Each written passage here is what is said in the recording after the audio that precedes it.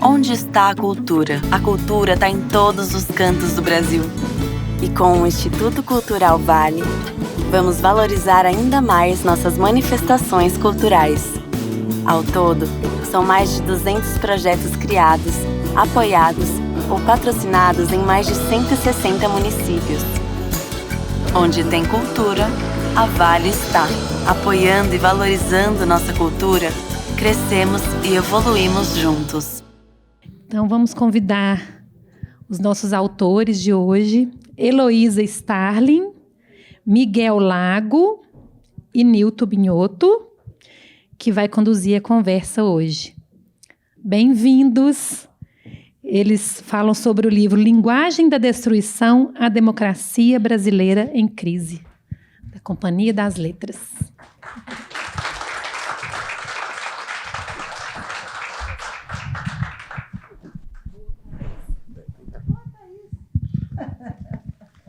Bom, boa noite a todos e todos.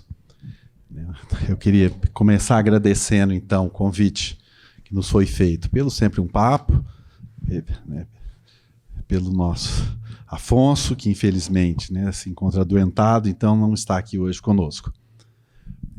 Mas eu queria agradecer, então, duplamente ao Afonso, primeiro pelo esse convite de hoje e também por ter mantido, né, a vida cultural acesa mesmo, né, em tempos de pandemia na internet. Isso eu sei que foi muito importante para muitas pessoas, então eu queria agradecer ao Afonso e toda a equipe, naturalmente, do Sempre um Papo, que nos reuniu aqui, porque justamente, né, essa é a primeira vez que esses autores se encontram fisicamente. Né, esse livro foi desenvolvido não apenas virtualmente, mas de fato, né, a primeira vez que eu vi o Miguel, né, em carne e osso foi ontem, quando ele chegou a Belo Horizonte, porque todo o trabalho anterior foi feito, né, de forma virtual. Apenas antes de passar a palavra para eles, né, os dois vão falar, eu vou falar um pouquinho só, e para depois abrir para as perguntas, né, para a sala. A história desse livro é muito simples, mas, né, tem uma peculiaridade, que ela começou numa conversa minha e da Heloísa, porque eu havia feito, enfim, uma conferência, a gente, né, troca figurinhas, como se diz, o tempo todo, né, mandei, ela falou, tem uma conversa aí que vinha junto, já que nós já tínhamos, né, essa conversa, e ela animou-se, como sempre, os que aqui conhecem a Heloísa sabem que a Heloísa se anima sempre, né, então ela, né, enfim, falou, olha, quem sabe, né, enfim, nós fazemos alguma coisa a partir desse começo. Né? E depois, conversando, nós descobrimos que tinha um autor, que nenhum dos dois conhecia pessoalmente, né, mas que repetia... Mas que a gente lia, né, Nilton? Exatamente. Nós líamos, né, e que era um pouco, né, como um filme antigo, que eu gosto muito, que é, né, Nunca Te Vi, Sempre Te Amei. Né? Então foi um pouco isso com o Miguel, né? Nunca havíamos encontrado ele, mas ambos líamos o Miguel, né, discutíamos as coisas que ele havia publicado, então... Né? Heloísa teve a ideia e falou, por que a gente não chama o Miguel? Eu falei, ótimo, porque eu já tinha tido uma conversa, mais de uma conversa com o Miguel, né? Enfim, pelo Zoom, e aí pegamos o Miguel, né? Olha, vamos fazer uma coisa junto, ele topou, e assim começou o livro. Né? Começamos a discutir, a conversar, fizemos uma proposta, né, do livro, né, enfim, para a Companhia das Letras, e a partir daí o livro, enfim, se desencadeou, né, dessa ideia da Heloísa, né, que tem uma ideia todo dia, né, se deixasse ela fazia. É porque só tem 24 horas, coitada, então ela é um pouco constrangida, né, nos trabalhos dela. Mas a partir daí nós então, resolvemos fazer esse livro, né, o produto está aqui com vocês, e aí tem uma figura que entrou no meio do livro, que foi o nosso editor, Otávio Marques. Comprou. Vamos Otávio falar Marques. mal dele para todo mundo aqui. Vamos falar, ele é péssima pessoa, gente. Mas o Otávio comprou a ideia, né, o editor da Companhia das Letras, e ele teve um papel quase que de um quarto autor. De tal maneira, ele nos ajudou mesmo, né, porque ele é muito experiente, muito legal, e realmente deu, né, assim, é um quarto autor que não apareceu na capa. E foi com essa dinâmica que nós, né, fizemos o livro juntos, e que estamos aqui hoje fazendo esse lançamento presencial, o primeiro lançamento presencial do livro, né, que tem uma peculiaridade que são 3 olhares em torno de uma grande convergência. aquilo que nos motivou, mas já num ponto de vista mais teórico, foi desde o início a percepção de que havia um objeto comum nas nossas reflexões, que é, né, o que está no título do livro, que é a destruição. Quer dizer, processos que não ocorrem só no Brasil, né, mas processos contemporâneos, no caso, que estão ocorrendo no Brasil e que, né, têm na destruição, digamos assim, o seu sentido. Ao mesmo tempo, tínhamos consciência de que um olhar só, né, ainda mais no tempo presente, dificilmente descortina o sentido total de um objeto. E aí, né, uma ideia que surgiu foi justamente a de olharmos para esse mesmo objeto de 3 pontos de vista diferentes.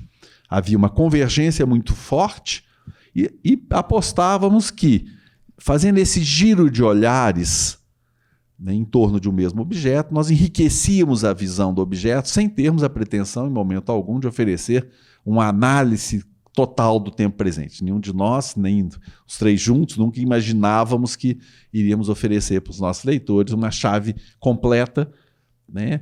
Até porque, né, o tempo presente ele é sempre muito desafiador desse ponto de vista. É sempre muito difícil abordá-lo, né? Sempre a história, né, a Heloísa sempre brinca muito, acertar no passado é fácil. Né? Acerta a data, né? Quer dizer, quando... Né, acerta a data nem sempre, né? Nem sempre, mas para isso é que existe a pessoa que no livro faz, né, essa checagem para a gente, porque, enfim... Mas historiador é bom para prever o passado. Prever, Heloísa previu um golpe outro dia em 64, mas de uma forma fulminante. Escreveu um livro, inclusive. Não, você viu o golpe ontem que eu previ em 64? Pois é, em 64, escreveu um livro já, né? Faço aqui propaganda, aproveito, senhor das Gerais, os senhores das Gerais, né? Mas, então, nós nunca tivemos essa pretensão, nem acreditamos que, de um ponto de vista metodológico, seja possível oferecer uma espécie de visão de conjunto de acontecimentos presentes. Nós os estamos vivendo ainda, e o grande desafio é oferecer visões que possam ser compartilhadas, né, com os leitores, com vocês essas noites, que possam ser discutidas.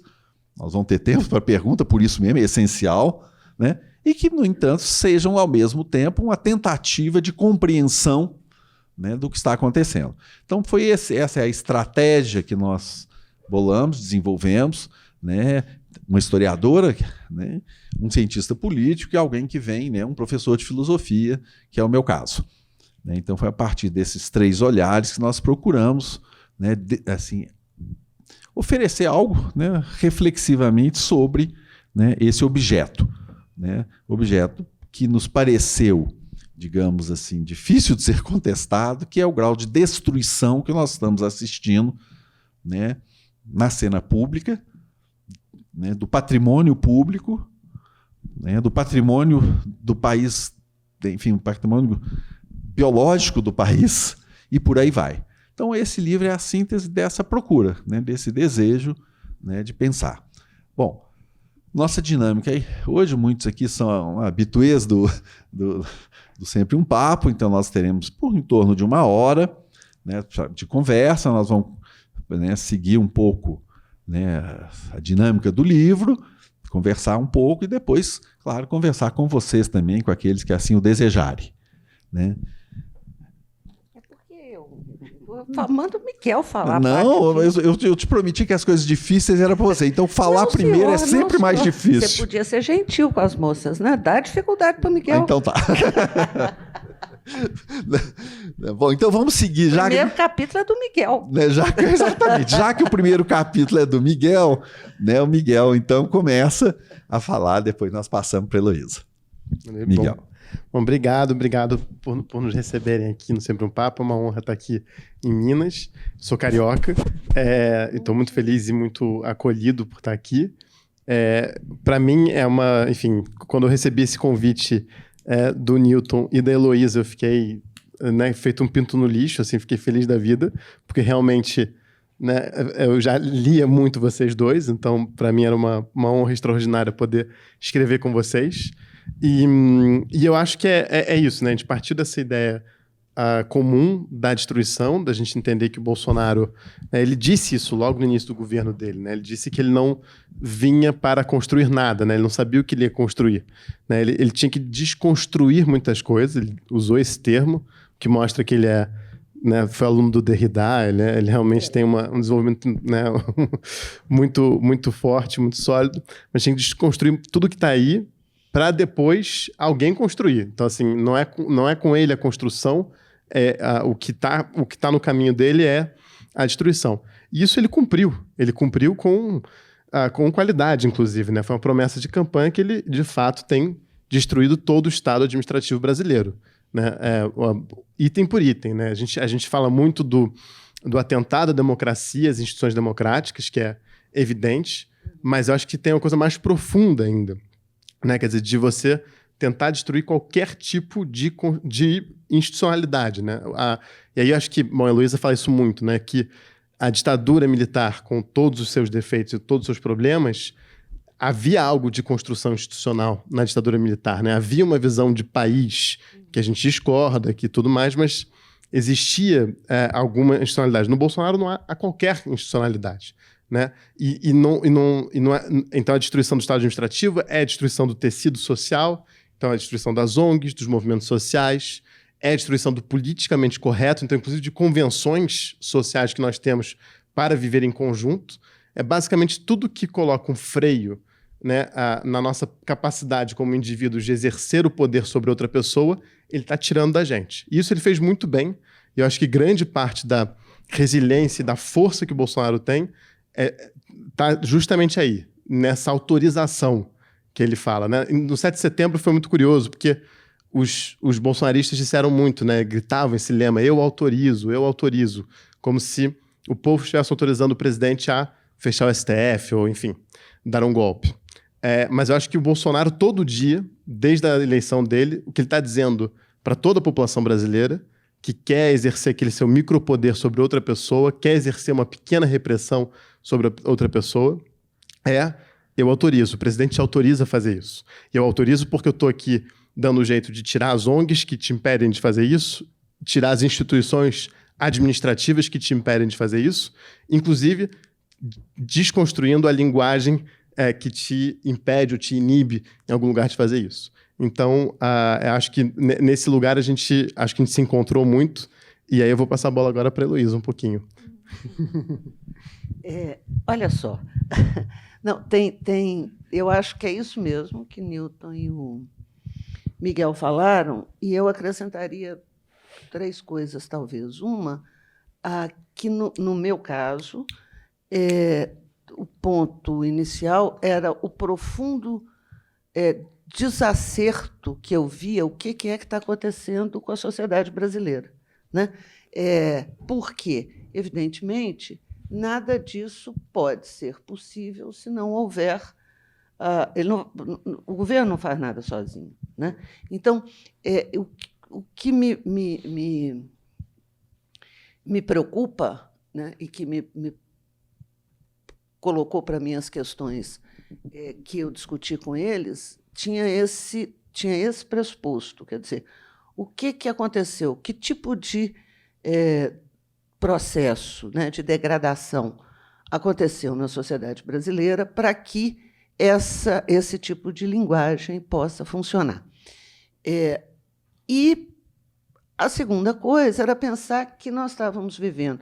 Eu acho que a história só é previsível mesmo depois que ela acaba, né? E historiador só prevê o passado. Mas tem uma coisa que é importante, que é a quantidade de elementos, né? Vários elementos são inéditos na história do Brasil, né? Não há referência no passado que nos tranquilize diante do grau de degradação a partir de dentro, né? Até hoje, a história da democracia no Brasil, ela sempre a democracia sempre foi derrubada à força de golpes de Estado, né? O que aconteceu no Brasil e continua acontecendo é diferente, né? É um presidente eleito democraticamente que atua sistematicamente contra a democracia para destruí-la. Quer dizer, a minha hipótese é que o alvo dessa destruição, o alvo principal dessa destruição é a democracia, né? Então, a outra coisa que é inédita para que algo emerja no lugar dela, né? A outra coisa, então, de dentro, um presidente democraticamente eleito,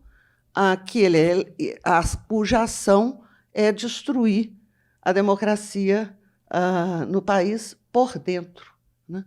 A outra coisa, por que a sociedade assiste a isso, né? E o que é que faz com que uma fatia larga dessa sociedade apoie esse tipo de ação 3 anos e meio, né? Quando a gente estava 2 anos e meio, né? Quando a gente estava terminando o livro, comemorou-se os 100 anos do governo Bolsonaro, como ele disse, e aí é assustador você pensar a disposição de parte dessa sociedade para se mobilizar a favor desse governo. Isso também não me parece que tem referência na história, né? A maneira como algo se degradou na sociedade brasileira. E a terceira coisa, que essa eu não soube responder, mas que tem me preocupado, é que os alvos, eu tentei responder em parte. Eu respondi em parte, assim, bem arrogante, né? Eu tentei.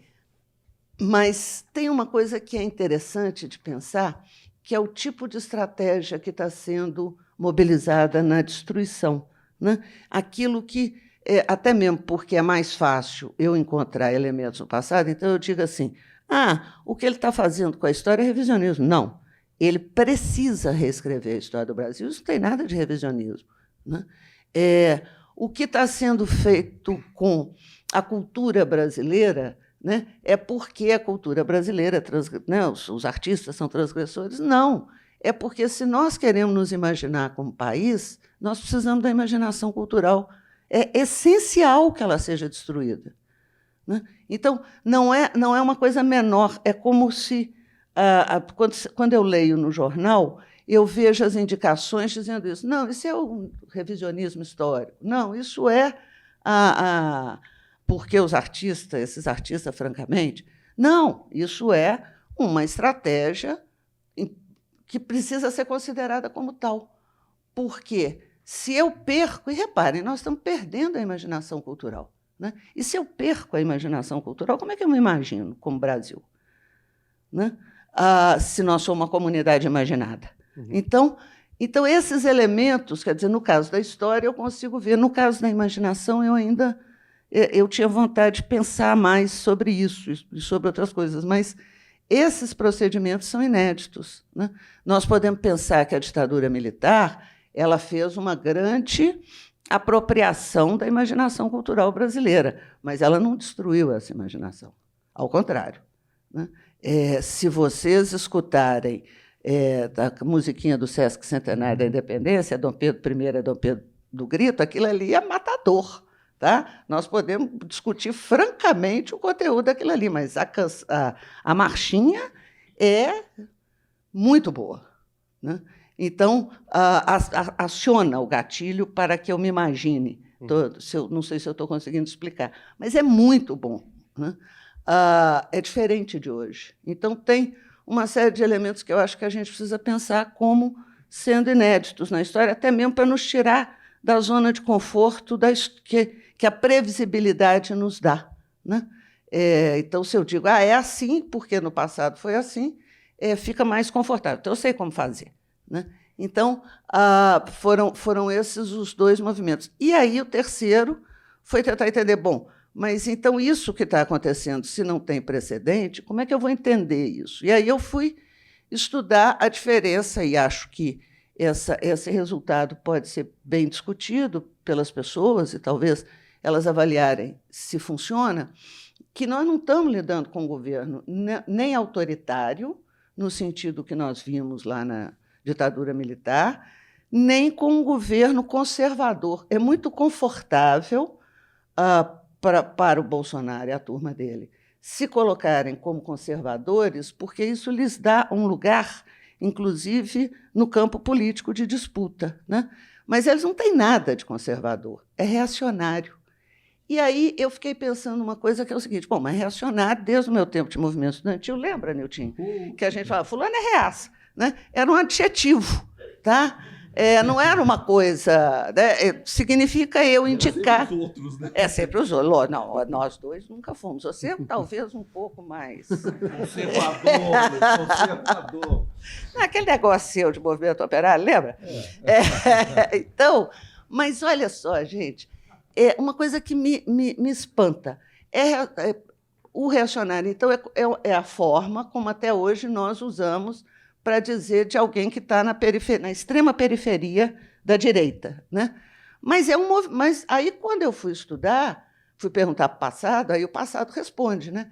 E aí você se dá conta de que, na verdade, é um movimento político, é uma forma, ele traz uma visão de mundo, cujo que está ancorada no final da Revolução Francesa, no Thermidor, atravessa o século XX com duas grandes ondas reacionárias, que eu tentei pontuar, e, no Brasil, o primeiro movimento reacionário é a tentativa de botar Dom Pedro de volta, que é um movimento que vai inclusive, trazer três revoltas, os motins, Caramuru, a revolta de Pinto Madeira e a própria da cabanagem em Pernambuco, e que é a ideia de trazer Dom Pedro de volta, restaurar Dom Pedro, um movimento restaurador, com a intenção de que ele fosse do filho, que ele cuidasse do filho, e aí depois, certamente, daria-se um jeito para que ele retomasse o trono. Então, você tem um movimento político e ele é reacionário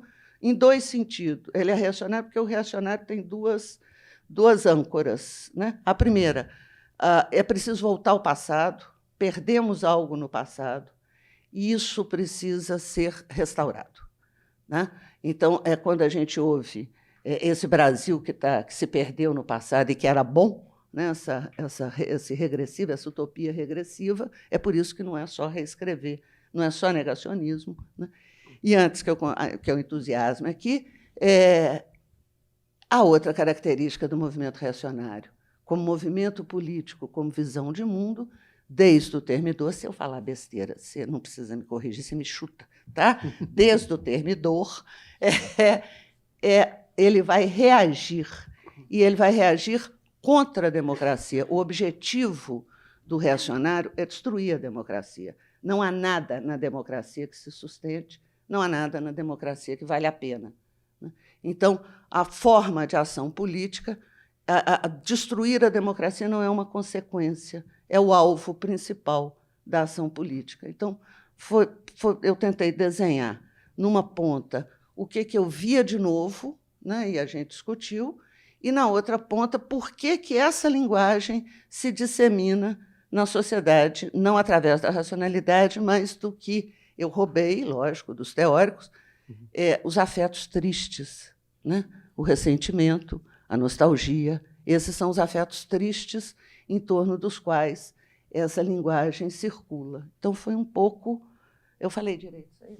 Super bonito. Tá bom. Continua. Não, então, foi um pouco isso.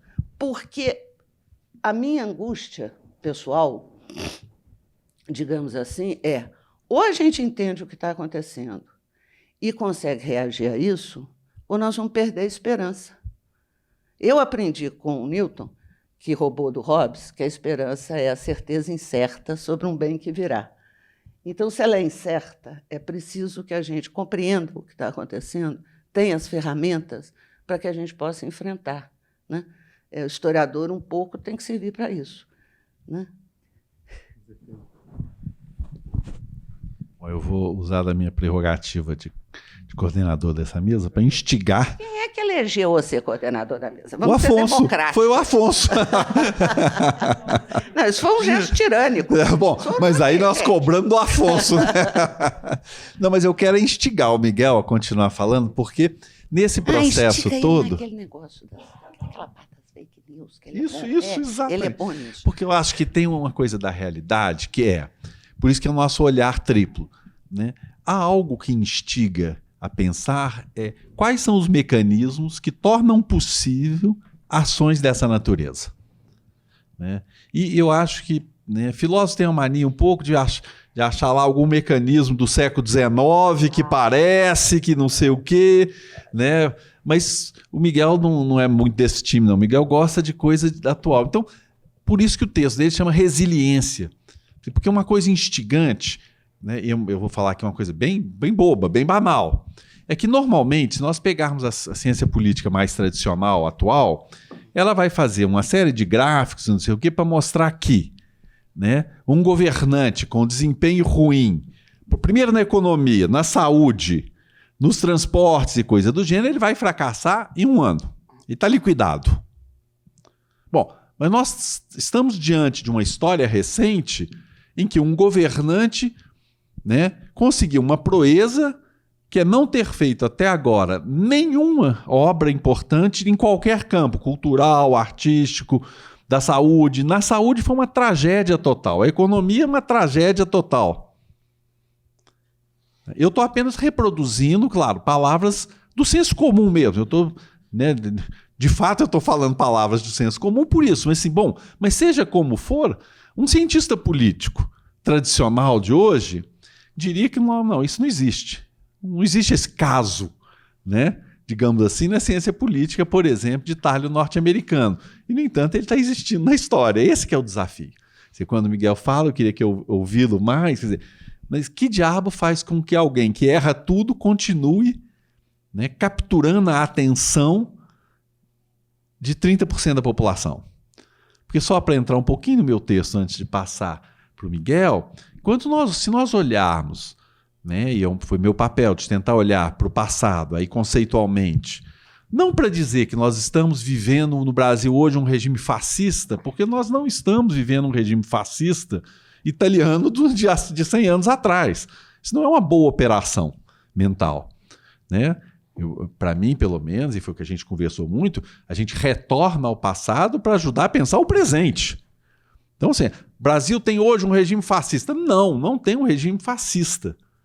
Agora, há traços do fascismo italiano que nos ensina, que nos dá pistas. Uma das pistas possíveis é que, se nós pensarmos tanto no fascismo italiano, com a ideia de um Estado corporativo, com as leis do trabalho, quanto mesmo no regime nazista, né, que ajudou, digamos assim, ainda que não seja totalmente verdadeiro, e nós hoje sabemos que não era, mas que deu um sentimento de que a Alemanha se recuperava de uma década terrível na economia. Ora, nada disso nós temos aqui.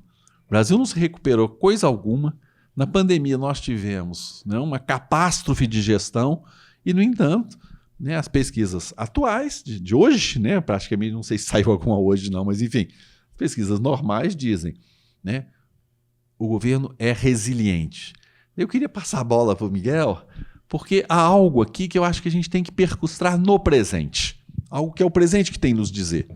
Porque se a gente olha, né, aí no passado, né, nesses dois faróis, né, do fascismo italiano e do nazismo, nenhum dos dois regimes sobreviveu a uma catástrofe de gestão da coisa pública dessa natureza, em que a população é penalizada continuamente. Nós vamos ter no nazismo uma experiência dessa e no fascismo com a guerra, né? Mas isso é uma experiência limítrofe, né? E apenas lembrando que ainda na guerra, né, o apoio, por exemplo, da população, sobretudo alemã, a Hitler, já no final da guerra ainda mantinha, né, traços expressivos, mas nós estamos falando de um contexto de uma conflagração mundial, que é incomparável, né, historicamente com, né, o que nossa realidade brasileira. Então eu queria passar a bola para o Miguel. Obrigado. Não, para ser totalmente justo com o Bolsonaro, ele recentemente ampliou a BR-301 de 6 quilômetros, então alguma coisa ele fez. É alguma coisa. Não, mas eles inauguram, é muito engraçado, né, que o Tarcísio, ele inaugura as obras que são sempre um trechinho assim de uma rodovia que estava por completar, eles inauguram, vai o Nelson Piquet, assim, é uma coisa assim impressionante. Fazem uma festa, agora o Brasil decola, impressionante. Mas enfim, não, isso é realmente é um grande mistério. Eu acho que isso é uma diferença do Bolsonaro. A gente tende a comparar o Bolsonaro a outras figuras de extrema direita no mundo, que né, que, por melhor palavra, costumam chamar de populistas de direita, que não acho que seja exatamente o melhor término para poder identificar esse tipo de fenômeno que está acontecendo no mundo, mas é sempre essa turma, né? O Erdogan na Turquia, o Putin na Rússia, o Orbán na Hungria, os poloneses, enfim, o Modi na Índia, o Trump nos Estados Unidos, que graças a Deus não está mais. Mas o fato é que todas essas administrações, todas elas, o Modi é um supremacista, é uma coisa horrorosa, mas existe entrega de política pública no governo dele. Quer dizer, a Índia, um dos planos, né, do sistema, a Índia tem um problema gravíssimo de sistema de saúde, de falta de acesso à saúde, então muito longe de ter um SUS lá, e o Modi é o primeiro-ministro a tentar enfrentar esse problema, por exemplo. Então, é compreensível que uma parte da população da Índia considere o Modi um bom governante. O Orbán tem um governo cheio de tecnocratas e consegue entregar, apesar do antissemitismo dele, apesar da xenofobia, do racismo dele, ele consegue também entregar coisas. O Putin também consegue entregar coisas. Agora, o que acontece com o Bolsonaro, que não entrega nada, e ainda assim ele consegue ter uma popularidade tão alta, né? Se a gente for pensar em 2020, o ano mais mortífero da história do Brasil até aquele momento, porque em 2021, se eu não me engano, foram mais pessoas mortas do que 2020, mas o Bolsonaro terminou aquele ano com uma popularidade recorde. Aí você vai dizer, não, mas aí é o auxílio emergencial. Não, certamente contribuiu para diminuir a rejeição ao Bolsonaro. Mas será que é só isso que explica? É só porque as pessoas receberam auxílio emergencial que, de fato, elas têm essa aprovação do presidente? Quer dizer, então tem um mistério a ser respondido, que é o Bolsonaro pode matar uma pessoa na rua na frente de todo mundo, que ele vai continuar tendo 20% da população absolutamente apaixonada por ele. O que configura uma nova relação entre representante e representado, em que não é mais o representante que eu elejo porque ele representa os meus interesses, por piores que sejam meus interesses, né? Ou por mais vis sejam meus interesses. Eu estou votando naquela pessoa com quem eu concordo, né? Eu acho que tem uma relação aí totalmente nova que tem que ser explorada, e acho que os mecanismos que a gente tem na ciência política hoje em dia não nos permitem entender isso, porque é incompreensível o Bolsonaro. Não há absolutamente nada de bom no governo dele. É muito impressionante isso. Assim, numa boa, eu não até fazendo um esforço, tentando ser o mais compreensível possível, mas eu não consigo ver nada. As poucas boas coisas ou supostamente boas conquistas dele, reforma da Previdência, autonomia do Banco Central, que não necessariamente são boas, mas que seriam, digamos assim, conquistas do governo dele, para um certo eleitorado mais liberal, mas também não foi ele, foi a Câmara dos Deputados que conseguiu. Então, quer dizer, o governo dele não tem nada a mostrar. Ele é um governo vazio de técnicos, não tem nenhum técnico que trabalhe nesse governo, e não acho nem que seja falta de vontade de técnico, porque não falta técnico de extrema-direita no Brasil. Tem muita gente qualificada de extrema-direita, mas ele não atrai as pessoas qualificadas de extrema-direita. Ele realmente conseguiu fazer um governo que não tem... Então, como é que a gente consegue explicar isso? E eu acho que tem duas hipóteses que eu levanto no capítulo. Uma delas é... o Bolsonaro, a sociabilidade das redes sociais, o fato da gente passar mais tempo nas redes sociais, o brasileiro, o indiano, o indonésio, são algumas das populações que mais tempo passam, mais horas dedicam às redes sociais no mundo, né? Então a gente está muito mais conectado. Filipinas também, só países com lideranças bacanas. Porque também tem do Teste que a gente esquece, que é um pouquinho melhor que o Bolsonaro, mas é do nível do Bolsonaro. Mas então a gente tem... Então essa sociabilidade das redes sociais, em algum lugar, ela muda a nossa forma de nos relacionar uns com os outros, né? Ela muda a nossa forma de produzir, a nossa forma de nos informar, mas também a forma de se conectar uns com os outros. E a rede social, ela permite essa coisa extraordinária que tanto o Newton quanto eu chamamos de império da opinião, né, nos nossos capítulos. Que é um pouco... Todo tipo de discurso na rede social se torna opinião. E a partir do momento que ele se torna opinião, ele é absolutamente igual, porque todas as opiniões se equivalem. A minha opinião não é melhor do que a opinião de ninguém, né? Mas agora, um trabalho, uma pesquisa acadêmica não equivale a uma opinião, é um outro registro discursivo. E o que a gente vê na sociabilidade das redes é que você rapidamente vai para uma guerra de posicionamento de opiniões diferentes. A minha opinião vale tanto com a tua.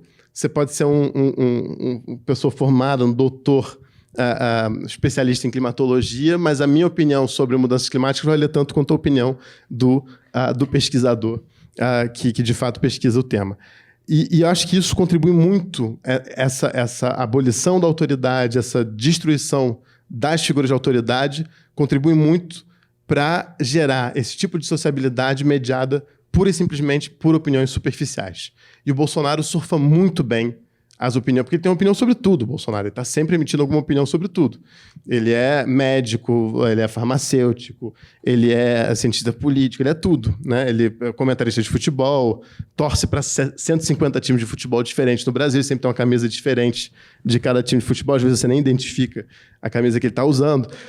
Então, eu acho que ele consegue jogar muito bem nessa linguagem. Então, acho que a coisa de você se identificar com a opinião daquela pessoa, eu acho que isso contribui muito para a força do Bolsonaro, né? É uma relação que se dá, não é uma relação de representante representado, é muito mais uma relação de perfil que gosta de outro perfil de rede social. A segunda hipótese que eu exploro é a questão mais teológica mesmo. O Bolsonaro, a gente fala da importância do voto evangélico no Bolsonaro, e o voto evangélico foi importantíssimo no Bolsonaro, mas tem algo a mais aí. O Bolsonaro, não é só que o Bolsonaro beneficia algumas igrejas específicas, porque isso vários governos fizeram, né? Não é porque ele, enfim, entrega o Ministério da Educação na mão deles, isso contribui certamente, mas a relação do Bolsonaro com o mundo evangélico, ela é muito mais profunda. O Bolsonaro a referência que a Heloísa fez agora sobre os 1000 anos do governo dele não é à toa. Eram os 1000 dias, mas ele chamou de 1000 anos. Porque 1000 anos é simbólico para quem é cristão. São os 1000 anos, é o milenarismo. São os 1000 anos do Apocalipse. Ele não fala isso por acaso, ele falou de propósito. A imprensa foi falar, idiota, fala 1000 anos e não 1000 dias. Mas é 1000 anos que ele está se referindo. Porque ele está se referindo a uma batalha que é de outro mundo. Ele tá, por exemplo, vamos pegar a resposta dele à pandemia. A gente pode ter um olhar científico sobre a resposta à pandemia, e o Bolsonaro, tudo que a ciência recomenda, o Bolsonaro fez o contrário. Se você pega uma leitura, uma certa interpretação do Apocalipse, o Apocalipse tem um momento que diz... O Apocalipse é um livro muito complicado, os católicos, por exemplo, não gostam do Apocalipse, fingem que não é nenhum livro parte da Bíblia, né? O Vaticano não gosta do Apocalipse, que é um livro muito complicado, que dá margem a muitos tipos de interpretação. Mas se você pega no Apocalipse, tem um momento que falam que a humanidade inteira diz se contrapor à besta, mas usa o signo da besta e carrega o signo da besta por todos os lugares. Você tem vários pastores evangélicos durante a pandemia que diziam que a máscara era o sinal da besta. Então, quer dizer, quando o Bolsonaro se recusa a usar máscara, ele não está só se recusando, ele não está só sendo negacionista, ele está atribuindo, ou pelo menos enredando o tipo de ação dele num discurso de ordem quase metafísico. E são várias dessas ações que são possíveis. É uma hipótese, de novo. Eu estou colocando isso como uma hipótese. Eu não vou achar que essa hipótese explica tudo no Bolsonaro, porque eu acho que o Bolsonaro é uma figura complexa e ele... mas isso é uma das lentes de leituras que eu acho que a gente tem que ter. Porque entre Bolsonaro e Lula, eu não tenho dúvida que o Lula é muito mais cristão que o Bolsonaro. O Lula nasceu dentro da igreja católica. O Bolsonaro a gente nem sabe qual é a religião dele. Ele fala que ele é católico, às vezes ele fala que ele é evangélico, ele gosta de ouvir o culto do Silas Malafaia, daqui a pouco ele gosta de outro culto. Ele é totalmente... Ele não tem uma pessoa religiosa, tem... você segue uma denominação específica. O Bolsonaro não segue, é totalmente... Né?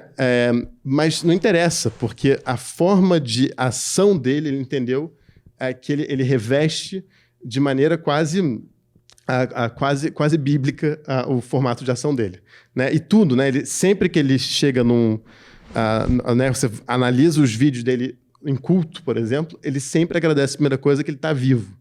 Então, essa coisa messiânica dele, e dele estar vivo ser, na verdade, uma escolha de Deus que interveio por ele, porque ele é o escolhido, no fundo, para converter esse rebanho todo, é muito forte. Então, acho que são elementos do gesto do Bolsonaro que, se a gente não entender, a gente não vai entender toda a complexidade do personagem. Tem só completar uma coisa que você falou aí, que a gente descobriu, lembra? Que na hora que a gente estava escrevendo, teve os 1000 dias, né? E aí saiu a página da SECOM, né? Entrou no ar a página da SECOM, os 1000 dias de um governo, as realizações de um governo. Saiu assim, tá aqui, nós achamos. Tem um pesquisador ótimo no República, que é o Francis, que achou as fontes. Então, porque a página saiu do ar em seguida. Ela entra no ar, os 1000 dias, as realizações dos 1000 dias, e ela está em branco. Tá? Ela sai do ar, né, em seguida, não dá muito tempo, não tem uma repercussão, porque ela entra e sai, 4, 5 horas depois. A Folha conseguiu pegar e fazer a matéria para a gente ter a referência de que aquilo existe, né? Mas ela está em branco, então ela só aparece aquelas letras que você faz de tipografia para fazer o livro, né? E pronto. O que é muito exemplar. O jornal o Globo fez uma pesquisa grande que eu acompanhei para ver quais seriam as realizações dos 1000 dias. E eles encontraram a crise. Eles não encontraram nada, se vocês pegarem o encarte do Globo, não tem uma realização, como a gente estava pensando, mas tem um padrão de continuidade de crise, né? O Bolsonaro produziu X crises por mês, né? E isso significa uma forma de ação política. Aí nós puxamos a discussão para pensar, olha, não é à toa que nós estamos trabalhando, que essa estratégia tem a ver com a crise, né? Então, esse era um lado, quer dizer, na hora que sai a página da SECOM, né, eu acho que confirma o ponto que você está levantando. E a outra coisa que foi importante para nós, eu acho, no livro, e que eu acho que é uma novidade, foi a tentativa de escrever um livro igual nós estamos fazendo aqui, né? Conversando. Então, tem hora que eu falo, não, Miguel disse isso. Então, não ficaram 3 ensaios soltos, né? E eu acho que essa foi a proeza do Otávio, do editor, que falou assim, não, vamos tentar traduzir, exprimir no livro, dentro do possível, que vocês estão pensando juntos, né? E isso foi muito bom, foi difícil de fazer, né? Para, inclusive, não ficar aquela coisa artificial, sabe? Olha, então veja aqui. Mas a gente acho que, em alguns momentos, ficou muito legal, né? E traz essa preocupação, quer dizer, de como que nós estávamos pensando diante da conjuntura e buscando as ferramentas para extrair dessa conjuntura. Sim. Bom, então nós vamos agora passar a palavra para vocês, né? Quem quiser fazer a pergunta, só lembrando, puxando a brasa para a filosofia, que o primeiro filósofo que se preocupou de uma sociedade totalmente dominada, que pudesse ser totalmente dominada pela opinião, foi Platão. Então, a filosofia começou cedo, né, nessa reflexão. Mas isso é só para passar... Isso não está, né, no livro, tá, gente? Vocês podem isso ler é uma o livro brincadeira, sem claro. Isso é só uma brincadeira para passar, né, para vocês, para ficarem livres. Nós estamos gravando. Quem não quiser aparecer, é só me falar que a gente não coloca, tá? Só pedindo autorização para vocês, tá bom?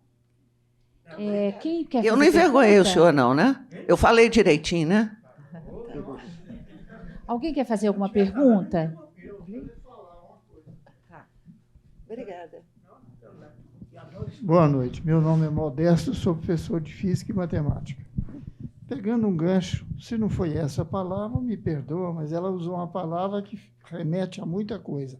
Desacerto. Se não foi essa, foi semelhante. Todos nós queremos uma solução construtiva no macro.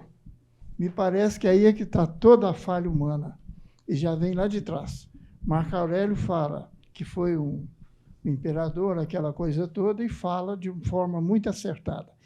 Nada é mais apropriado para a gente do que aquilo que a gente está vivendo, em qualquer momento. Esse é um aspecto. O outro aspecto é que eu já ouvi também dos pesquisadores, escritores, que todos os movimentos têm produzido um resultado avesso àquilo que nós esperamos. Isso tem acontecido. E a outra coisa é que o construtivismo ele passa longe de soluções de maná caindo em cima das folhas, ele passa pelo construtivismo micro.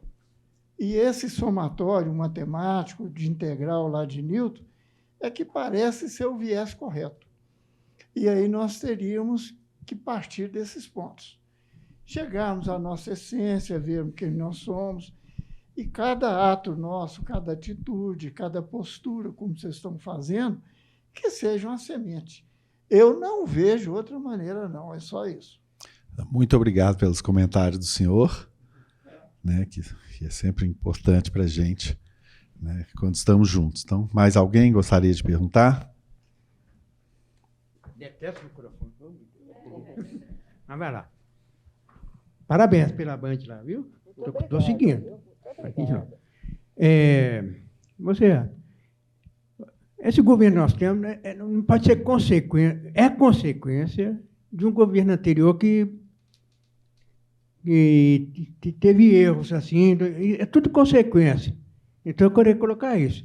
Se tem esse governo que nós temos atualmente, foi um erro de consequência de governos anteriores, assim como está sendo a história, sem consequência. Né? É isso. Tá, bom, eu acho que a gente tem que talvez pensar nisso que o senhor está falando. É claro que a história ela permite e deve nos levar a pensar redes causais, né? Porque nenhum acontecimento pode acontecer no vazio. Então, necessariamente, ele carrega, né, o passado por seu interior. Agora, ao mesmo tempo, né, o que talvez seja mais importante, às vezes, e mais difícil, é reconhecer a originalidade quando ela se apresenta no presente. Porque, é claro, não existe presente no vazio. Né? Ele tem sempre um lastro e a ação humana que foi anterior a ela, de alguma maneira, maior ou menor, tanto faz, né, influencia e conduz e produz, né, o resultado do presente. No caso brasileiro, é claro que, né, há algo da história política brasileira que nós podemos situar nos últimos 10 anos e alguns aspectos a gente pode situar nos últimos 100 anos. Né? Quer dizer, quando a gente inaugura uma república, né, já cheio de problemas, né, os historiadores, né, que me perdoem, mas alguns um golpe de Estado que inaugura uma república. Né? Então, o senhor está certo. Agora, eu acho que o grande desafio e do desafio do momento presente é identificar a originalidade do que a gente está vivendo. E entre nós três, né, além dessa ideia de de que há algo que, digamos assim, que apenas foca a destruição, nós também reconhecemos a dificuldade de pensar isso, que é a originalidade dessa experiência. É uma experiência que nós não podemos contar nem mesmo na história brasileira. Por isso que a gente tem que recorrer a, digamos assim, o senhor tem toda a razão, a uma maior latitude de tempo. Por isso eu voltei lá no fascismo italiano, para que eu possa ter ferramentas que não vão responder todas as minhas questões, mas que nos ajudam pelo menos a começar a responder essas questões. Né? Começar a entender o que pode ser um governo, ou pode ser uma prática política que não tem no seu horizonte a construção do que quer que seja. Então eu acho que a gente tem sempre que fazer esse balanço entre o que o senhor disse, o leito no qual nós agimos, nós humanos, ao longo da história, e o fato de que nós também somos seres que criamos. E essa criação que nós fazemos junto é que nós chamamos de história. Deixa eu dar um palpite na sua conversa, posso? Vai, claro. Por conta da questão que ele levantou.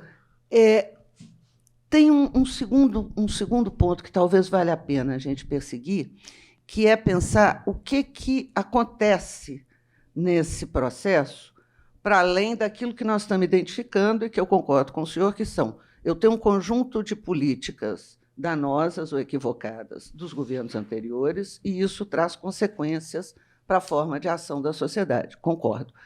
Mas tem uma coisa na sociedade que a gente tem que observar, que é algo se degradou nessa sociedade a ponto de nós perdermos os nossos laços de pertencimento social. Repare, e isso traz, a pandemia mostra isso, né? Como é que se degrada elementos que nos reuniam em comunidade.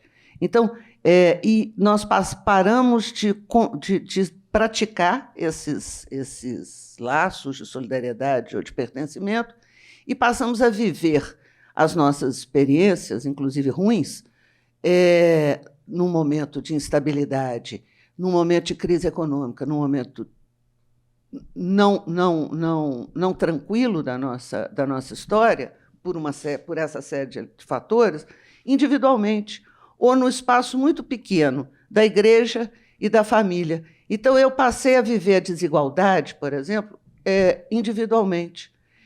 Isso tem consequência, porque uma coisa era, lá no meu tempo de movimento estudantil, ir para ou de professora da UFMG, quando, na década de 80, por exemplo, ou 90, quando você fazia uma grande reunião com a associação, os professores discutiam, brigavam, debatiam, concordavam, discordavam, e nós tínhamos a experiência de como é que nós estávamos vivendo aquilo que nós estávamos entendendo como a desigualdade, como as perdas, e como é que nós vamos agir para enfrentar isso.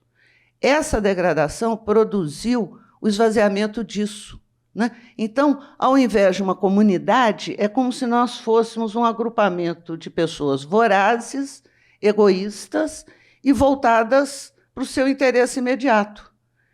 Esse é o caldo do ressentimento, né? Uma sociedade como a nossa, que tem um traço hierárquico, né, de privilégio, por quê? Porque vem lá da escravidão. Né? Quando Joaquim Nabuco diz, no século XIX, que a nossa sociedade se fundou numa única estrutura, que é a escravidão. Tá? E aí, diante disso, ela criou um verniz civilizatório, e essa é a nossa ficção engenhosa de nação. Na hora que esse verniz, então é uma epiderme, ele diz, é uma epiderme civilizatória. Na hora que ela se rompe, emerge esse fundo recessivo, que nós perdemos a capacidade de lidar com ele coletivamente, como comunidade. Estamos vivendo individualmente. Então, eu perdi. Meu filho não passou na federal, não é porque ele não estudou, é por causa da cota. Tá? E é por isso que é caldo de ressentimento. Entendeu? Eu projeto aquilo que eu perdi, eu projeto para o outro. É muito mais confortável. Pensa, não fui eu, não foi meu filho que não estudou. Meu filho é uma gracinha. Né? Ele não passou na federal porque tem cota na federal. Eu ouvi isso, tá? Mais de uma festa. Né? É um exemplo, mas olha como é que o ressentimento... Aí eu começo a ouvir aquilo que o Miguel está falando, entendeu? Então, quando nós formos buscar as ferramentas, talvez, para que a gente possa pensar o que nós estamos vivendo, eu acho que nós temos que buscar o processo, essa conjuntura alargada, que o senhor está chamando a atenção, a partir, talvez, de 2013, tá? Mas esse processo que rompeu, o que foi que rompeu com a nossa epiderme civilizatória? Talvez, eu tenho uma hipótese, de que quando a Constituinte de 88, ela fez uma aposta, a sociedade, né? A luta pela redemocratização do Brasil fez uma grande aposta na democracia, nas instituições democráticas e na prática democrática, voto, eleição, etc. E se esqueceu de fazer a aposta no fato de que a democracia também é um modo de vida em sociedade. E portanto, uma sociedade cuja epiderme civilizatória, a democracia é só uma epiderme, nós perdemos 30 anos em que nós poderíamos ter feito um investimento para valer na formação de uma cultura democrática, sabe?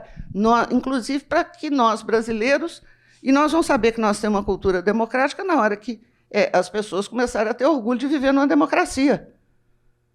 E a democracia ela não termina, então não existe democracia estágio final da democracia ou democracia estável.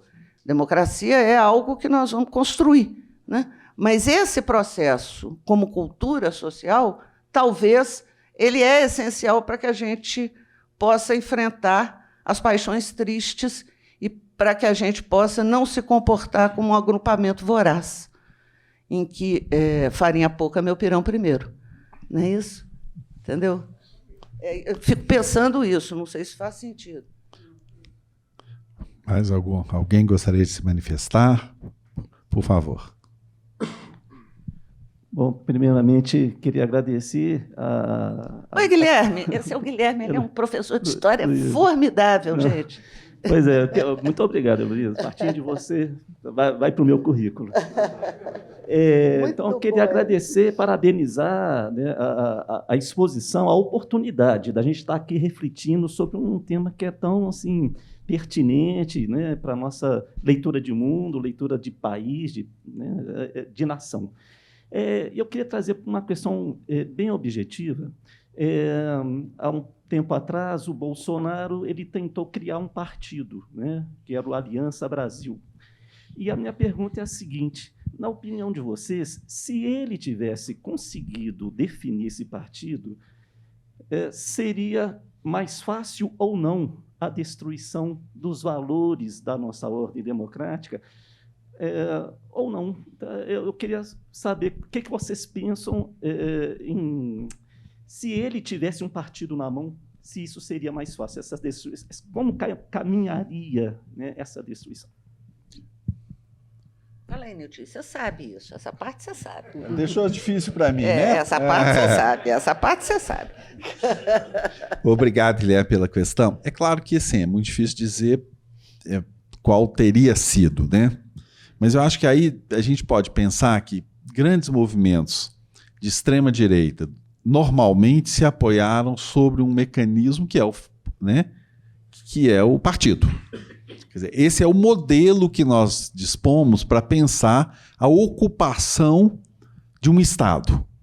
Há um outro modelo alternativo no autoritarismo, que é ocupar, né, digamos assim, os meandros da sociedade com a força, digamos que naturalmente tem capilaridade em um território, que são as Forças Armadas.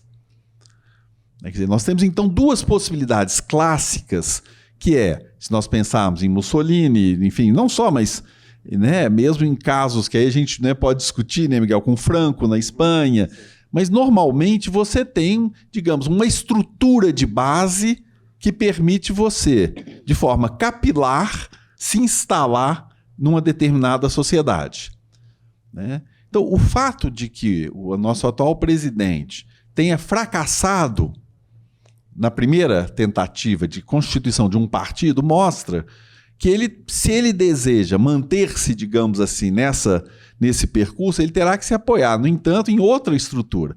E no caso da América Latina, para a nossa infeliz longa tradição de presença das Forças Armadas na vida civil, né? Quer dizer, infelizmente, há uma possibilidade de que as Forças Armadas sejam usadas como esse instrumento de capilaridade.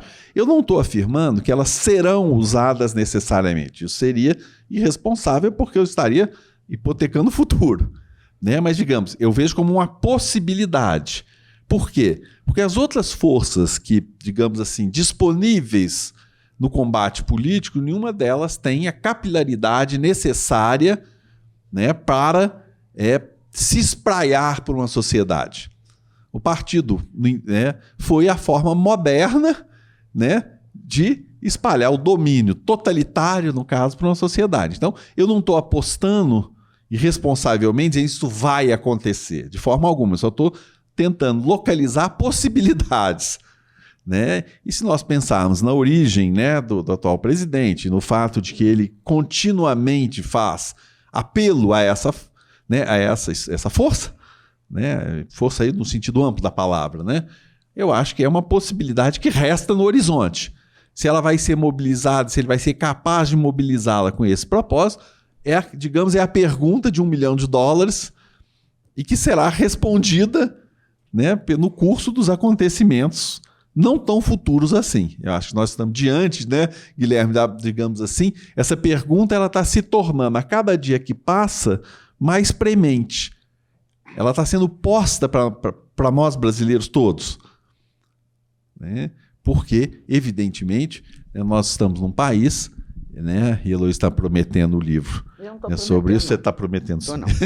Né, que é justamente, a Heloísa fez já a pesquisa de base, quer dizer que nós temos uma longa tradição de golpes de Estado na América Latina, e ela, não todas, mas na maior parte das vezes, ou quase todas as vezes, veio acompanhada de um aporte dos segmentos militares.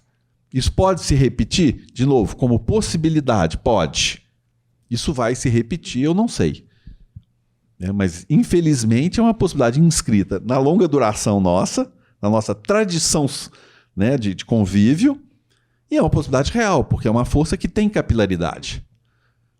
Qual outra força tem tal capilaridade numa nação moderna?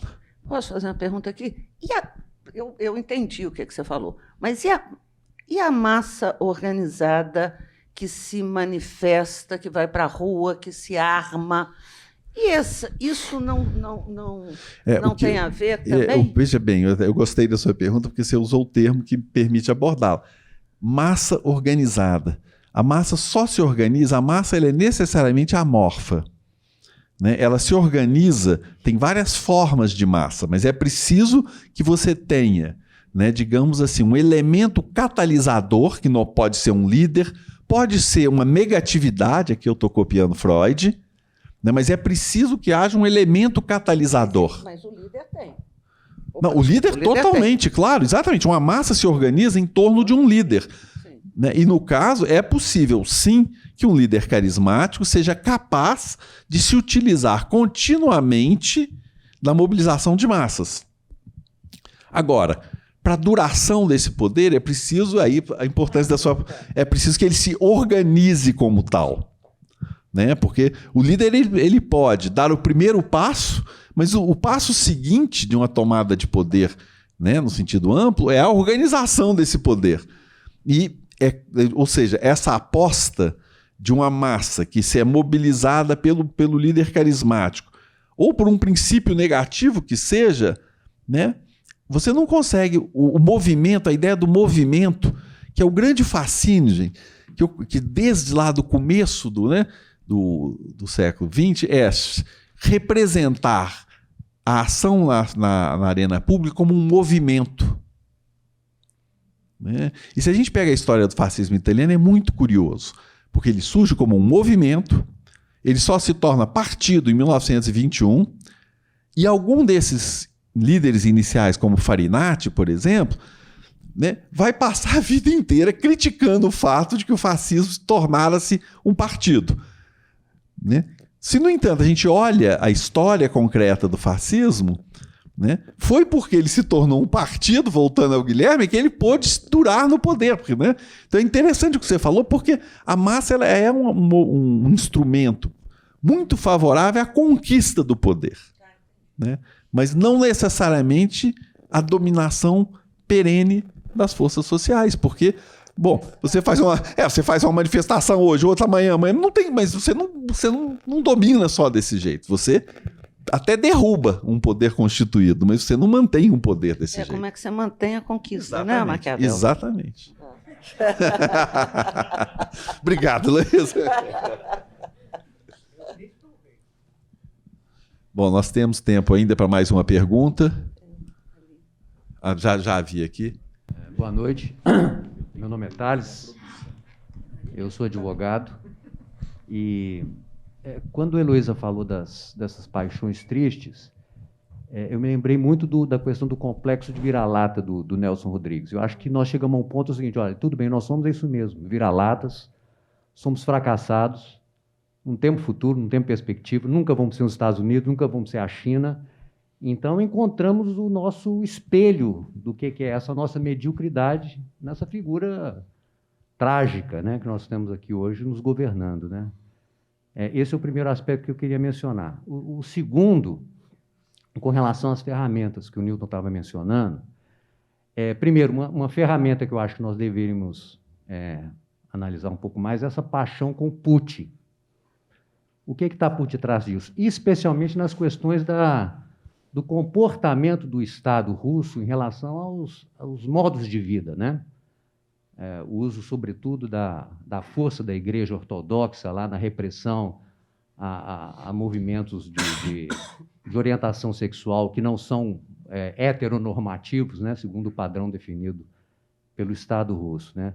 E, no passado, eu acho que uma experiência muito interessante que eu não vejo quase ninguém comentar é do fascismo austríaco. O fascismo austríaco é muito relevante para nós, sobretudo, ainda mais agora no momento pré-eleitoral, na costura dos apoios empresariais. Porque foi no fascismo austríaco que uma figura muito importante que circula aí toda hora, que é o Ludwig von Mises, atuou. Ele fez parte do governo fascista austríaco, do Dollfuss, que foi assassinado pelos nazistas porque eles não chegaram ao paroxismo de combater, né, os judeus, mas o fascismo austríaco é muito interessante nessa nova articulação de não é um Estado que interfere na economia, né? É um Estado que reconhece o livre mercado. E o próprio Hayek, né, ele foi um pupilo do Ludwig nessa experiência do governo do Dollfuss. O Dollfuss é assassinado, o sucessor dele, o Schuschnigg, vai passar todo o período da guerra em campo de concentração, mas é uma experiência que praticamente ninguém observa, ninguém analisa, né? Então fica só essa discussão, é nazista? Não, não é nazista. É fascista do tipo Mussolini? Não, não é. E tem esse elemento aí de ferramenta que eu acho que está passando em branco aí, seria muito interessante que pudesse ser um pouco mais resgatado para estudo dessa questão. Você está sabendo desse fascismo austríaco aí? Porque eu não sei responder isso, não. Eu sabia que o Mises tivesse participado. Bom, na verdade, até Você sabe eu cito isso e um não me autor contou? É isso que eu estou entendendo? Está lá no livro. Eu cito o Chamayou, que é um autor francês que tem estudado justamente, né, essa... Né, lembrou, né? Ele, na verdade, ele lembrou isso, né, que o senhor acabou de mencionar, que você tem que a gente tem uma confluência nesse momento entre uma doutrina fortemente marcada, digamos assim, pelo imaginário fascista e uma doutrina marcada por uma certa ideia do liberalismo. Isso acontece já lá no começo dos anos 30. Né? Então, essa confluência ela é curiosa, e eu agradeço muito a pergunta, porque ela está muito mais próxima de nós hoje do que nós poderíamos imaginar, porque Porque um autor como von Hayek, o que acontece? Né? Como ele, digamos assim, a corrente principal dele no começo dos anos 30, ela é derrotada politicamente, mas ela não é derrotada no plano das ideias, ela ressurge depois da guerra, e ela permite, né, que nós tenhamos a conjunção na atualidade entre uma forma extrema, né, de liberalismo, que muitos chamam de neoliberalismo, que teria essa origem, né, lá no começo dos anos 30, e formas autoritárias, que é exatamente o que esse movimento conseguiu fazer. E que nos escapa, né? Eu agradeço, eu cito, na verdade, no meu capítulo, eu falo disso, porque a gente escapa, porque os grandes modelos são tão imponentes, inclusive do ponto da bibliografia, né? Assim, os estudos do fascismo italiano, como do nazismo, então nem se fala, né? Porque essa sala aqui não consegue conter metade dos livros que existem. Mas eu agradeço porque é exatamente isso. E eu recomendo, né, esse autor que eu cito lá no meu ensaio, que é o Chamayou, que ele vai recuperar justamente isso, né, que é essa importância dessa herança que nos escapa, e que, no entanto, é uma herança decisiva para o momento atual. Que é triste, mas uma economia, digamos, que se baseia em princípios meramente liberais, ela não é contraditória com a forma autoritária de poder. O liberalismo clássico nunca admitiria isso. O problema é que nós não estamos falando do liberalismo clássico. Né? Quer dizer, o liberalismo clássico nunca admitiria que nós pudéssemos curto-circuitar a liberdade. O neoliberalismo não está nem aí para a liberdade nessa forma política. Ele pode, desde que a liberdade econômica né? E aí, só para terminar, o Vanderlei Guilherme dos Santos, de boa memória, né, lembrou já no artigo antigo isso, quer dizer, o liberalismo econômico chegou cedo no Brasil, o liberalismo político é que não chegou. Isso nos predispôs a formas econômicas de exploração, né, de minorias, né, da escravatura, sem que nós tivéssemos, né, digamos assim, absorvido a parte política do liberalismo, né, e o grande, né, a grande marca que une, inclusive, o liberalismo ao republicanismo, que é a defesa da liberdade. Né? Então, obrigado pela questão. Acho que tem mais uma questão. Muito bom, hein, Nilton? Bom você, hein? Você não achou, Miguel? Bom, cara. Olá, boa noite. Eu sou o Raul. Boa noite, Raul. Desculpa qualquer coisa, não estou acostumado com esse tipo de evento assim. É uma área totalmente diferente da minha. Eu sou biólogo de formação, mas eu fiquei muito provocado que você falou uma frase, Heloísa, que assim, você fez 3 apontamentos, né? Em uma hora da sua fala, você falou que a questão que está matando a imaginação cultural, né? E aí eu fiquei pensando muito, não sei se do local onde eu falo, eu vivo aquela esperança que o Milton Santos põe nos pobres, assim, sabe? Da gente estar fazendo, tipo, eu vejo Exu ganhar o carnaval agora, vejo tanta coisa acontecendo, e a gente está morto, mas está vivo, fica nesse, sei lá, essa coisa estranha. E aí me provocou muito, eu queria saber por que você acha, essa seria a primeira pergunta mesmo, da onde vem esse sentimento, porque você fez um paralelo com a marchinha lá da ditadura, que eu não entendi bem, não sei muito, eu entendi por desconhecimento mesmo. E aí fiquei pensando, mas por que ela acha que está matando aí, né? E está matando de uma forma diferente, nunca antes vista, talvez, entendi por aí. Mas assumindo que isso é verdade, né? E meu amigo que fez a história lá na FMG, acho que ele teve aula com você, então, assumindo aí, né, essa mesa tão célebre, então assume isso como verdade, e aí vai na fala do outro colega aqui, que ele falou das redes, e aí eu fiquei pensando se também essa questão das redes sociais não é também um mecanismo de matar essa nossa imaginação cultural, de matar essa... porque eu estava ouvindo também um livro do, acho que é Sapiens que chama, eu ouço ele, né? Estava vindo de carro lá de Sagarana, lá do sertão, dos Gerais, aí eu coloquei. E o ruim é que só tinham 6 capítulos, então não terminei o livro. Mas um dos capítulos que ele vai falando da evolução do Homo sapiens, e, né, do sapiens em geral, ele fala dessa questão de quando dessa virada da cultura, da gente imaginar, né, da gente pensar deuses e pensar pactos que seria impossível mais que 150 pessoas juntas. A fofoca segura até 150 pessoas. Depois disso, a gente precisa de outras elaborações. E aí, nesse local, quando a gente começa a elaborar a partir das redes, ela como um mecanismo mesmo de matar esse imaginário, porque a gente está passando por um outro momento, de pensar agora dentro das redes sociais. Isso, tipo, Elon Musk compra ontem o Twitter e fica nesse local, né? Assim, as redes têm tido um papel determinante na política e na democracia, né? E se isso, quando ele traz o dado lá, né, dos países emergentes, que a gente fica muito no celular, e quando eu vou em Sagarana e meu cunhado tira o leite da vaca e depois está assim, né? E a gente passa muito tempo lá vendo essa coisa que é nova, se isso não é um mecanismo de se matar essa imaginação cultural, se poderia ser um mecanismo, mas talvez mais do que isso também. E aí o biólogo falando, sei lá, tentando talvez, não sei se determinista ou o que é, mas assim, pensar que também já tem muita coisa falando dessa tela afetando mesmo o nosso neurodesenvolvimento. E que isso tem uma série de efeitos fisiológicos, neurofisiológicos, isso fica cada vez mais evidente. Existe um princípio da precaução nos países europeus onde eles salvaguardam, né, as crianças, tem uma série de leis, mas que aqui, né, no terceiro mundo, né, na periferia, ou nesses locais artificiais que se criam, a gente não tem essa segurança.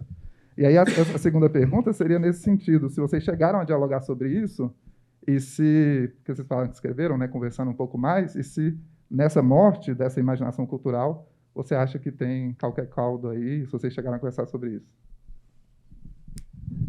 Não, sobre a imaginação, eu acho que é uma questão que começou a me perturbar, a me incomodar a partir do momento que nós estávamos trabalhando. Eu não sei formular isso como eu saberia formular para a questão do reacionarismo. Mas Os elementos que eu estou em volta deles é você pensar que, para que nós possamos nos entender como brasileiros, para que a gente forme essa comunidade e não esse conglomerado de pessoas vorazes, para que a gente restaure, renasça, né, o princípio dos princípios da solidariedade, do pertencimento, nós temos que nos imaginar, né?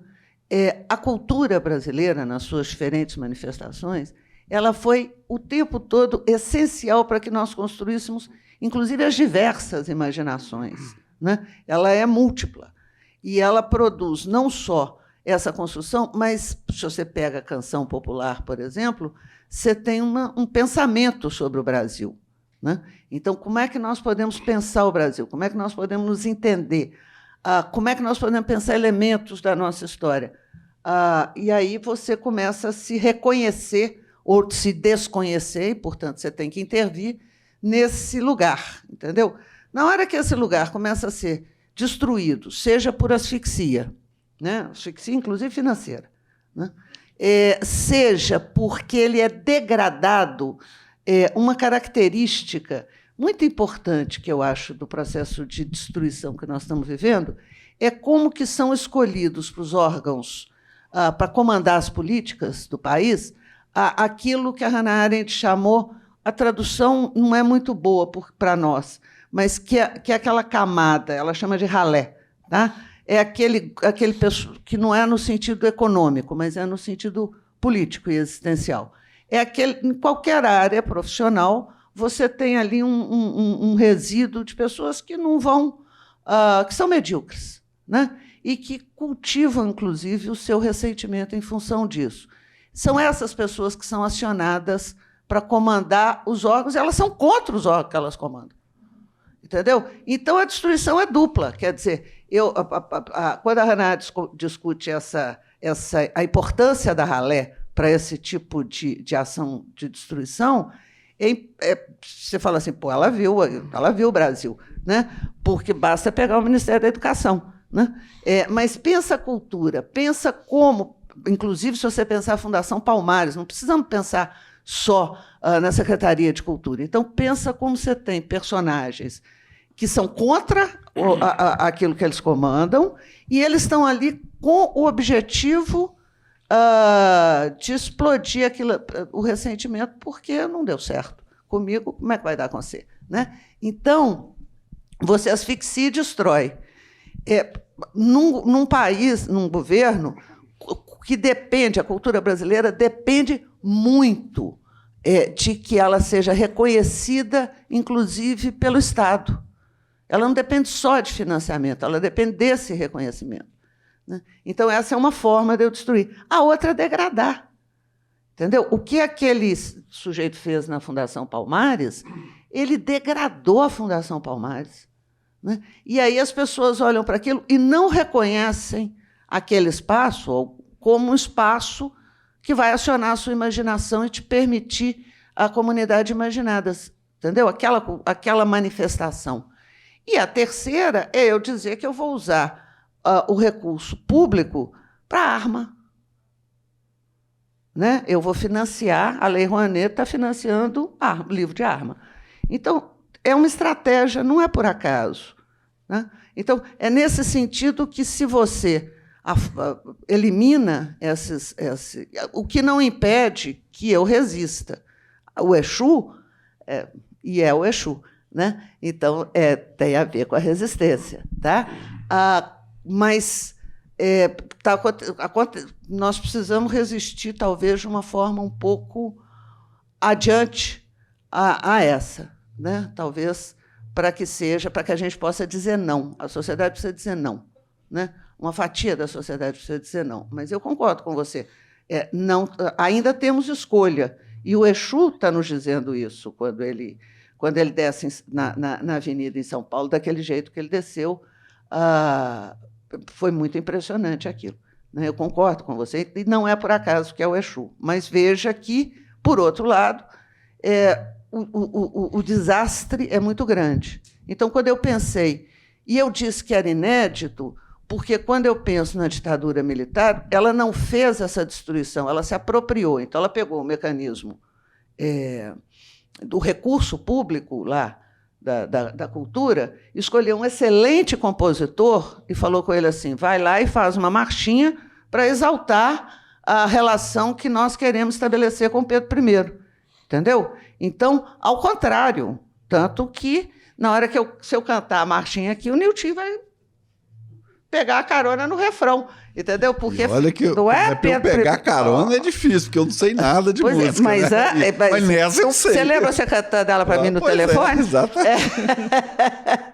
Então, isso é muito impressionante. Quer dizer, não foi a destruição, foi a apropriação. É diferente, tá? Foi nesse sentido. Só uma coisa que eu queria dizer com relação à questão dos militares, eu acho que a universidade cometeu um grave erro que a gente também só vê agora, né? Que foi, nós estudamos muito os militares em função da ditadura militar. Quando veio a redemocratização e o processo de aparente consolidação da democracia, a universidade deixou os militares de lado, né? Aliás, a universidade e a política, o sistema político, porque também teria sido preciso fazer uma discussão nesse país, que eu acho que em algum momento nós vamos precisar fazer, que se país houver, para que serve Forças Armadas na democracia? Entendeu? E tem que chamar as Forças Armadas, fazer essa discussão e criar as condições para que ela se defina numa democracia. Não é mandando ninguém para o Haiti, que é um grande erro do governo Lula, né? Nós mandamos para o Haiti, para uma sociedade pobre, e para a repressão, para aprender a reprimir policialmente, que não é função das Forças Armadas, nós mandamos mais tropa do que na Segunda Guerra Mundial. Entendeu? E a consequência, nós temos um livro formidável, que é o daquela historiadora e jornalista que é a Natália, Dano Colateral, sim, em que ela mostra exatamente como é que funciona a questão do Haiti e qual é a consequência disso nas operações de lei e ordem, etc., etc. Então, a universidade precisa voltar a olhar, porque as Forças Armadas não são homogêneas. E nós não sabemos exatamente qual é a força desse governo lá, entendeu? Porque nós só ouvimos a reserva. A hora que um general da ativa disser alguma coisa, é mais preocupante, na minha opinião, porque aí isso vai significar que nós vamos ver o tamanho da encrenca que tem no quartel ou não. Mas o que nós estamos vendo é a reserva. E nós não temos mecanismos atuais, hoje, até onde eu consigo ver, para que a gente possa auferir qual é a heterogeneidade que está dentro dos quartéis. Tá? Então, também, eu ia fazer um discurso aqui. Bom, chegamos então ao final desse papo, né? A gente, vamos lembrar, desejar aqui de público o pleno restabelecimento do Afonso, né? Agradecer muitíssimo a todas e todos que estiveram conosco essa noite, né? Nós vamos provavelmente passar um tempinho ali para quem desejar, né? Assinando os livros. Muito obrigado a todos e todas. Posso só lembrar a Hannah Arendt aqui? Pode. Tem uma coisa que a Hannah Arendt dizia, que era bom a gente lembrar, que é o seguinte, diante do mal, quem silencia diante do mal, ele não está só se omitindo, ele está contribuindo para propagar o mal na política. Então, talvez, como ainda temos escolhas para fazer, era bom a gente lembrar disso que a Hannah Arendt está dizendo. Não se silencia diante do mal. Tá? Bom, então, boa noite a todas e todos. Boa noite.